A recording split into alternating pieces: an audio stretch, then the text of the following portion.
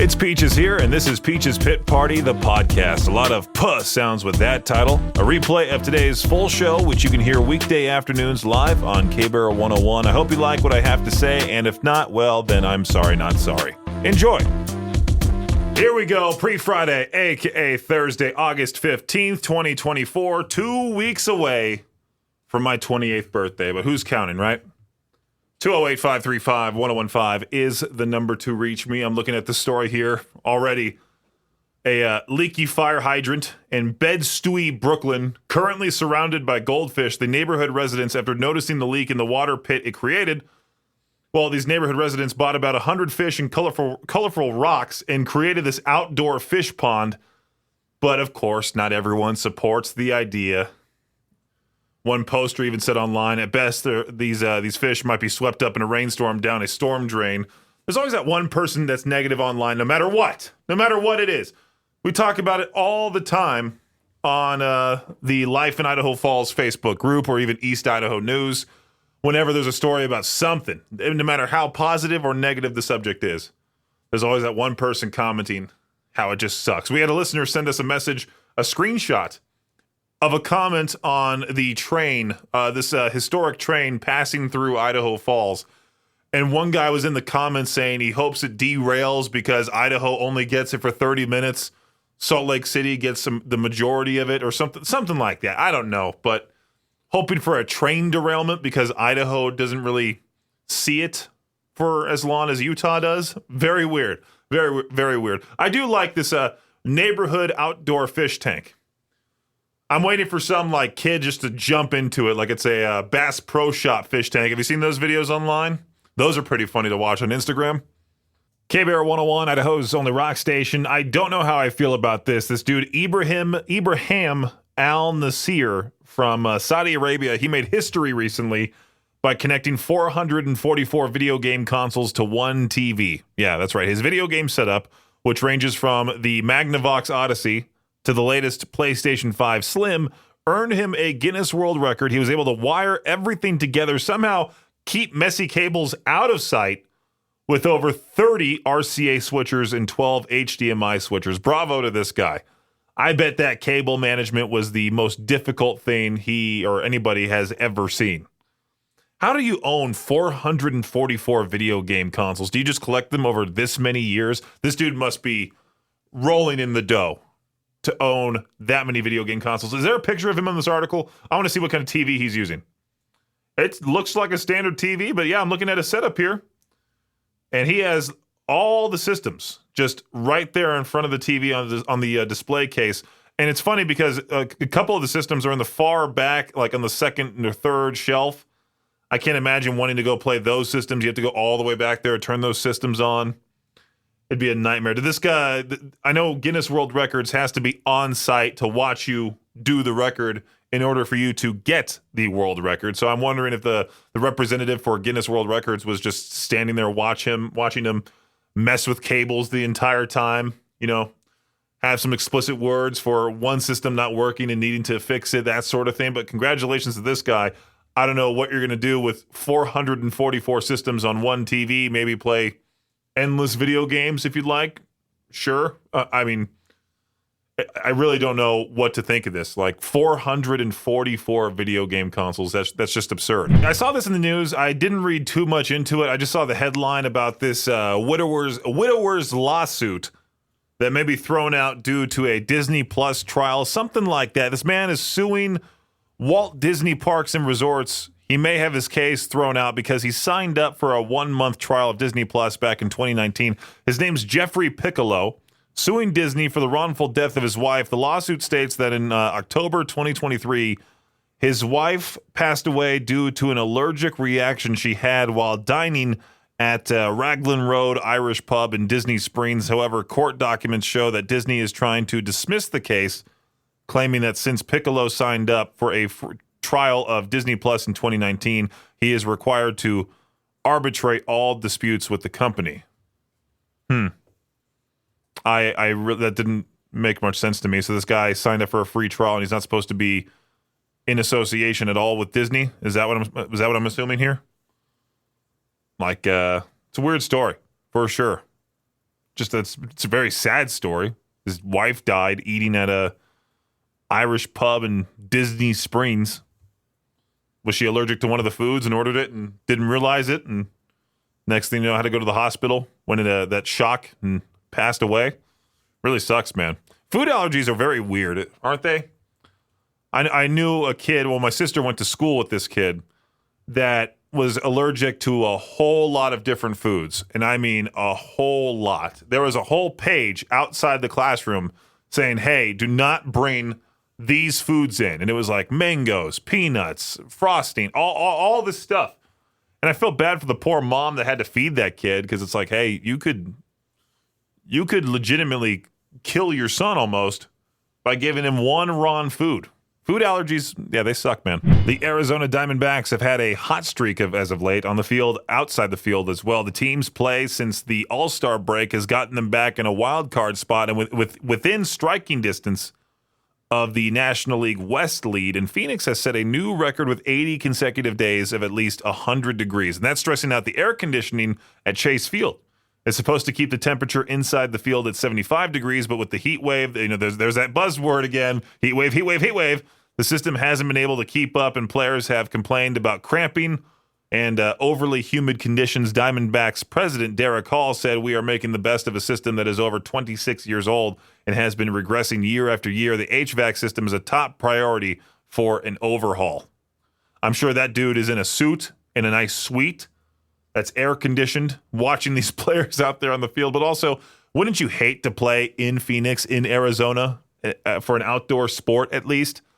Like the Arizona Coyotes, back when they were in Arizona, had it good. They're an ice hockey team. Get to have a nice, cool practice. I'm sure they're in all that hockey gear, but at the same time, they're enjoying an ice rink. Meanwhile, the baseball team is outside. The Phoenix Suns, they have their own indoor facility. There's no need to play basketball outside in the professional league. So, yeah, sucks to suck. Maybe get traded to a different team and not be on the Arizona Diamondbacks. Anyway, in college football news, we've got some good news and some bad news for the University of Michigan, their football fans. The good news, school officials have finally decided to serve beer in the big house. The bad news, well, the beer's expensive, of course. Of course it is. They're charging $12.25 for each 16-ounce domestic beer. That's about the same for a Dodgers game. Any LA sporting event, you buy alcohol over there, it's about $12 per cup. Anyway, in pro football news, to wrap things up here, CBS has announced that the Nickelodeon broadcast will be making a comeback for the 2024 NFL season. This time, a wild card playoff game will get the full Nickelodeon treatment, complete with slime cannons and animated characters. Clearly, the NFL is making efforts to attract young fans, and this partnership with Nickelodeon seems to be working. I think it's a whole lot of fun. It's unique, it's different, and I think it's better in a sense. That does it for your Shot Clock Sports Update right here on K-Bear 101. Saw this on Ask Reddit, was thinking about asking it for To Peach Theron at some point, maybe today, maybe tomorrow, maybe next week. This question, what's a social habit everyone seems to accept, but you find just really annoying? Some of the responses, one of the top responses is not everything has to be videoed. I, for one, like to make memories. Whenever I go back home, I'll take disposable cameras with me. If I get a good shot of my friends, I'll make sure to take it. But I don't really want to have my phone out and live through my phone. This could definitely, I agree with this when it comes to concerts. That's for sure. You don't need to record the whole concert. Sit there with your phone out the entire time. Grab a little clip, and that's about it. Also here, people who talk loudly on speakerphone in public places. For the longest time, my phone only did speaker calls, and I had to do it that way. I wasn't trying to be annoying. It's just for some reason, if I took it out of speakerphone, I couldn't hear the other person until I put them back into speakerphone, if that makes sense. Well, another answer, being expected to be constantly available via social media, chat, text, call at any and all hours. That's one of my least favorite things. I talk about it quite a lot. It's when I get a text from somebody and I'll not answer because I'm very busy here. Very, very busy here. And then that person says something like, hope your day's going great. They'll just follow up with another text they'll say hope you're having a great day. I'll answer when I can answer. Don't send another text to then, try to grab my attention. That sort of thing. I had somebody do that to me on Facebook. They sent me a message. I read it. And I think I have that part of Facebook turned off where I read messages. It doesn't show the other person that I read the message. And this person said, I just saw you were active. Have a great day. I'm like, you're stalking me now? You're seeing that I'm active on Facebook? So I turned that part of Facebook off as well. I might need to ask this question for today. It seems like a good question. What's a social habit everyone seems to accept, but you find really annoying? K-Bear 101. Victor, you posted this list this morning. I don't remember what I posted. What is it? The best movies of the 2020s? Yeah, nobody interacted with it. So I figured I would talk about it with you again on the air. I think that, you know how Facebook doesn't like if you post a link? They only want you to post memes and questions. Yeah. You try anything else, like, hey, check out this article. They don't like it. It takes you off of Facebook, and that's bad, according to Mark Zuckyzuck. Exactly. You must remain there, even though it was posed as a question. Like, what did I write? Have you heard of any of these movies? Yeah, that's what you wrote. Yeah. Check out this list. Have you heard any? Did you write check out this list? Because Facebook also hates that. I might have wrote that. I don't remember exactly what I put. I just quickly threw it up there because it was an interesting list. You should write, Mark, please allow people to interact with this as the caption next time. Something like that. Yeah. Hey, tell me if you actually see this post. Facebook does like it if you do that. Right. So, it was an interesting list. The movies I had heard of on there, I thought were good movies. The ones I'd seen were good.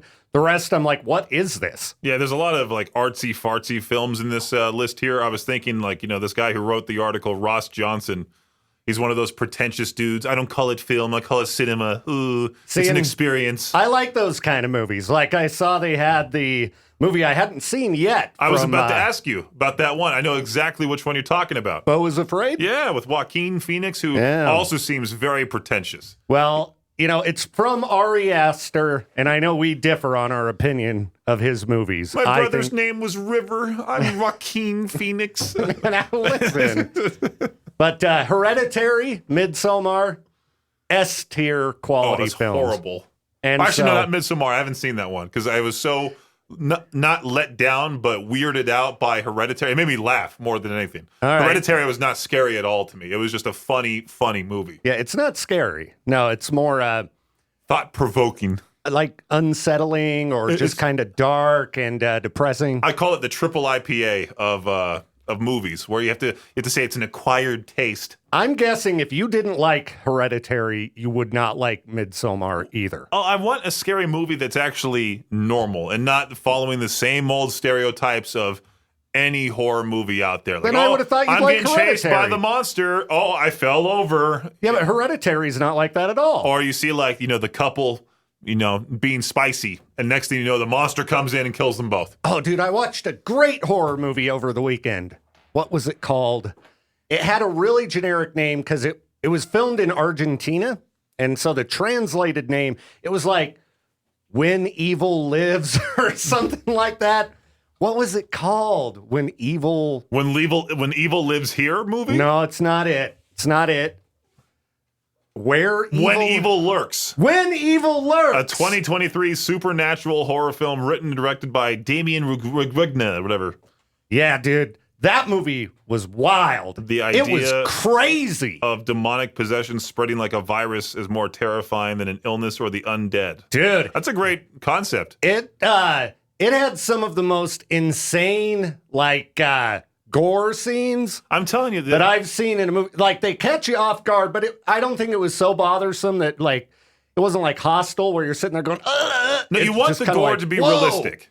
And it was pretty realistic, and it was also, there was just a few scenes. I wouldn't want to give any spoilers, but it is pretty gross at times. Like Saving Private Ryan has the most realistic battle scene, the most historically accurate one, and you do see the gore of war. Yeah, which I think people should see. Because I hate these movies that just somebody gets shot and there's no blood or anything. It's just they fall to the floor in a dramatic way. I don't think anybody who was shot in real life goes, and then falls backwards. If you've talked to anybody who's actually been in combat and seen the reality of war, that's why it messes people up. It's why they get PTSD, and True. It really messes up their lives. And most movies don't show that because it's so horrifying. It's kind of funny. I was reading read it earlier when I was trying to find content for my show, and I saw that Elon Musk was saying that, Hiroshima wasn't that bad, or something like that. I was like, what? What are you talking about? Like, I listened to a podcast where they in-depth describe. Google that in case I'm losing my mind. But I was like, how could you say that the nuclear bomb, the atom bomb destroying a city was not that bad? Like, if you... Oh, here we go. Elon Musk describes nuclear energy as not as scary as people think after referencing Hiroshima and Nagasaki. Okay, if you want to talk about nuclear energy, that's completely different from Hiroshima and Nagasaki. I've read one of the books about the bombing of Hiroshima. Dude, when you read the descriptions, and you see how people were just burnt and the outlines and it's just it's a whole mess. It's crazy when you read about what it was actually like for the people there and the aftermath of surviving that. Yeah. I mean, you're probably better off if the initial bomb just instantly killed you, right? Than, being a little ways away and living for a few days and seeing your family members all messed up and I don't know, man. I do think that even though people don't want to see that kind of stuff, you should watch documentaries about the horrors of war. See, I don't like documentaries at all. I don't want to have it cut to some lady who's talking about the story. Or this is just sitting there in front of a camera. I just don't like that for some reason. It's like a musical. Don't interrupt my story with breaking out into song. Yeah, I'm just saying. I think people should face the realities of the world. Kind of watch a video about how hot dogs are made. No. You'll still. Why would you want to watch that? Just so you know. Did you know? That the Super Size Me movie? I guess that guy, the one who just died recently. I think. He was getting all these health problems, not because of McDonald's, but because of his alcohol drinking. Well, yeah, if you're pounding down a bunch of booze. He was like, oh, I'm getting liver failure from McDonald's. No, you're not. It's that bottle of whiskey, bro. Yeah. Dude. Yeah, I think Super Size Me was fairly well debunked because I don't know, there was a lot of controversy at one point about that movie. And I'll tell you, as someone who's eaten a lot of fast food in the last year, I haven't felt wonderful, but he was dying by the end of that movie or something, and I think it was a little overboard. Yeah, I'm trying to find some good documentaries here, and I see Blackfish at number 1. You want to be depressed? Have you watched that? No. You should watch it. I'm afraid to I'll just be dude, it's horribly so depressing. Mad at SeaWorld. You will be. You'll be furious at SeaWorld, and it goes beyond. You'll be furious at anybody who captures dolphins and orcas. This sounds like, Blackfish music or something. This is Spider-Man the pizza delivery theme song. It sounds like Out on the Open Seas. Oh, I'm sorry. Here, I'll switch it. We're going to go ahead and snatch up the baby dolphins. The people listening to the podcast with no music bed are going to be really confused. Have you seen Exit Through the Gift Shop? Yes, I have seen. Isn't that a Banksy? Yeah, it's talking about not just Banksy, but the world's most prolific street artists. Yeah, I've seen it. It was pretty good. But dude, Peaches, I'm telling you, you should watch Blackfish. It's so depressing. What's that one that Josh was telling me to watch? That Gypsy Rose Blanchard, that lady. Oh, yeah, he was telling us about that. Because I was wondering who exactly she was. I just saw this not particularly pretty woman popping up on my Facebook feed, and I'm like, who is this lady? Why is she famous? Who's this Gypsy Rose Blanchard? And then I don't really know either, Peaches. And then supposedly she did some horrible stuff, and I guess it's almost like equivalent to Tiger King, that type of thing, where it's whoa, I'm not going to know what I'm going to see next. Yeah, see, Tiger King, I'd say that's worth a watch too. That's another one that'll infuriate you as you watch. Have you seen the whole thing, Tiger King? No. No? I watched the first couple of episodes and then I stopped it. You got to get into when it gets, really depraved and you're really mad at these people. Yeah, people around me were very mad at me for because that's a huge problem is that I just watch a couple episodes and then just stop. I watched the show Lucifer and I got to season 2 and I just stopped. I didn't watch that one. My daughter was really into it. It's a great show. I don't know. It was just something I couldn't get into. I watched a couple episodes. I'm sure you're into OJ Made in America, the rise and fall of OJ Simpson. I haven't seen that one. But back to that list we were talking about at the beginning. Oh, I'm sorry. Yeah, we went way off track again. That's okay. I plan to go through the movies on that list because the ones I had seen, like Oppenheimer, Everything Everywhere All at Once, you raved about. Have you watched that yet? No. Dude, it's excellent. I've watched it, I think, like 4 times. Candyman, I haven't seen that one. The that new Candyman, they actually did a really good job with it. The Barbie movie's really good. Have you seen that? No, Barbie, yeah, I saw that. Yeah, Barbie was good. That was It was way fun. overhyped to me because I watched it. I'm like, oh, okay, that was is it a cheeky movie or like a cheesy? Yeah, like it's definitely cheesy and cheeky. I thought wasn't it was all fun. that like impressed. It was just kind of like, okay, this is adorable, but at the same Yeah. time, like, Yeah, I liked it. I thought it was fun. it's a unique idea. And I love that Dua Lipa Dance the Night song, so couldn't get enough of that. I talk about these movies like I'm some sort of elitist, and like I'm over here enjoying the movies like The Beekeeper with Jason Statham, where he just kicks everyone's butt. Yeah, exactly. I love those movies. Yeah, you're not a cinema snob, that's The for sure. Expendables, I love that movie. Hey, there's a billionaire in the news that has a lawsuit against him because he was accused of stealing sand from Malibu's Broad Beach and bringing it back to his own property. Not him driving the excavator itself. It looks like one of his workers is doing so for him. You really think a billionaire is going to be doing the dirty work? Of course not.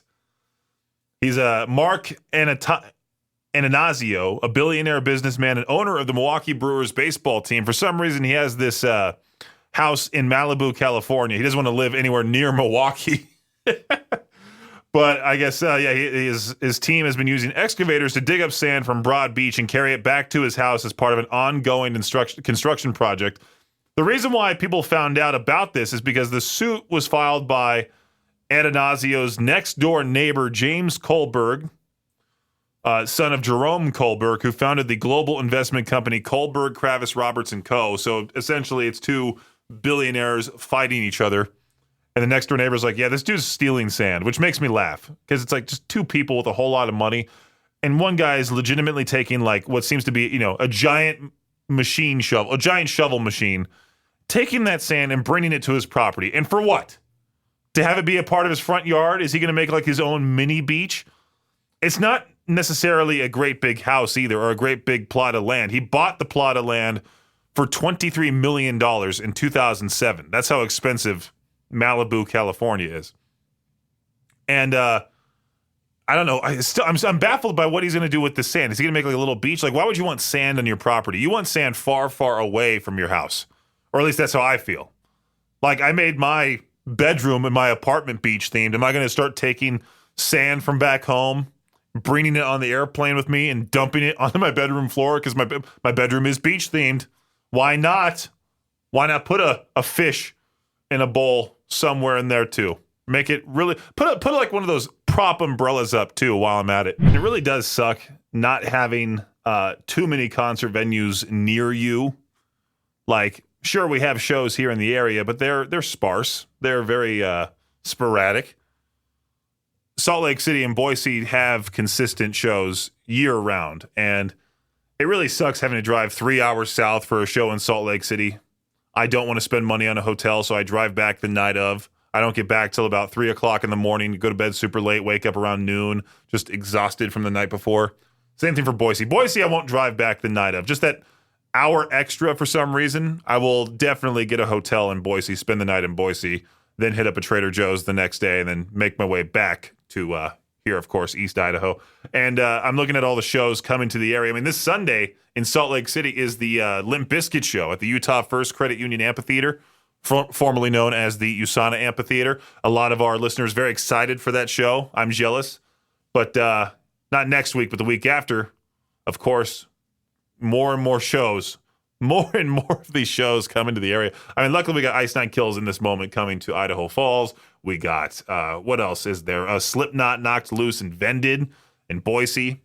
There's so many different shows coming to the area now. It's very weird how it all of a sudden just activates. Like concerts become, there's 10 times more of them towards the end of the summer, especially in October. Once October hits, there's a show every weekend. And for me to go to all these shows that I want to go, that I need to, budget it. I need to budget it and make sure I save money only use money for gas, don't necessarily go crazy with the merch. I want to be able to go to these shows and experience these bands live before, the Idaho winter gets here. You can check out our brand new concert calendar at riverbendmediagroup.com. K-Barrel 101, last year I participated in fantasy football for the first time in a while. It was a whole lot of fun. It was cool just to adjust my lineup accordingly. I'm not that person that heavily gets into it like, oh, they're playing at this stadium at this time. The weather's going to affect this player. I should sub out this player and blah, blah, blah, blah, blah, and all this stuff. I just like to have fun with it. My friend Ryan, who's in charge of our league, he's wanting all of us to pitch in like $10 just to put money on the line, and that takes the fun away. That takes the fun away for it for sure. I don't want to then all of a sudden compete big time to try to win all of that money. I don't want to. Last year, my dad won the entire league. We included him last year, and he's actually surprisingly very good at drafting players. And he of course owns a trophy store alongside my mom. And we jokingly said last year, whoever wins the league wins a trophy. And my dad would have had to build himself a trophy. I don't think he did that for himself. That just seems a little weird to me. Just for him to make himself a trophy and go, yay, I won the league against me and all my friends. We'll see how I draft this year. Last year, I drafted Lamar Jackson. Of course, all the players that I draft, they end up sucking that season for whatever reason. Of course, you can't predict football. There's so many injuries in football. One wrong move, they're out for the season. It's a tough sport. So I'm not all that invested into fantasy football. Best of luck to those that are going to be playing or doing it this season. I'll probably update more and more about my fantasy team during the Shot Clock Sports Update once the football season starts. Well, a Minnesota woman won't be getting a gold star from her therapist this week since she ran over her significant other during a fight on the way to couples therapy. Yeah, that's right. Veronica Roline Gast is facing charges of second-degree assault and criminal vehicular operation after the incident, which sprang from the victim telling her he wanted to end their relationship. Now, according to a court filing, the 30-year-old ordered him out of the car, and when he walked in front of the vehicle, she accelerated and hit him. The boyfriend rolled over the hood, smashed into the windshield, shattering it, sustaining minor injuries. Gast admitted hitting the man, but said it was an accident, of course. It was an accident, and insisted it was at a low speed, which, of course, obviously it wasn't. If he flopped under the hood of the car, went into the windshield. Oh, she also blamed the cracked windshield on the man punching the car. Well, the couple's now separated, had lived together for about a year. I feel like he has dodged a bullet with this one. I'm hoping to get some sort of restraining order against her. I have a bad feeling she'll try coming back or spotting him with a new woman and, try to cause problems in the future. Best to just get rid of her completely. K-Barrel 101, Idaho's only rock station. I have many posters. Many, many different posters, most of which are not even on the wall. I don't necessarily want to decorate my place to the fullest extent anymore because, well, I know it's a temporary apartment. I don't want to make more holes in the wall with all these nails going in and out and stuff like that. Well, I have a Woodstock poster is what I'm trying to get at. It's of all the artists on all 3 days, and it's funny looking at the ticket prices because back then, $9 was a whole lot of money. Woodstock, the most famous music festival of all time, took place 55 years ago this week, August 15th to the 18th, 1969 in Bethel, New York. And I'm just imagining what that smell was like back then.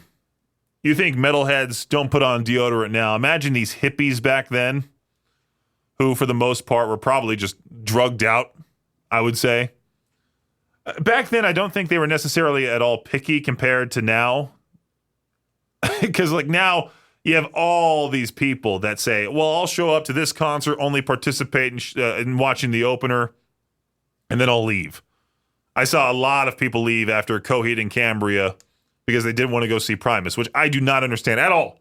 Spending money on any show and then only going for half of it. It's like buying a book, reading half the book, and then putting it away and never reading it again. Or thinking that I want to compare it to a half marathon because running a half marathon doesn't seem all that, special. Just run the full marathon.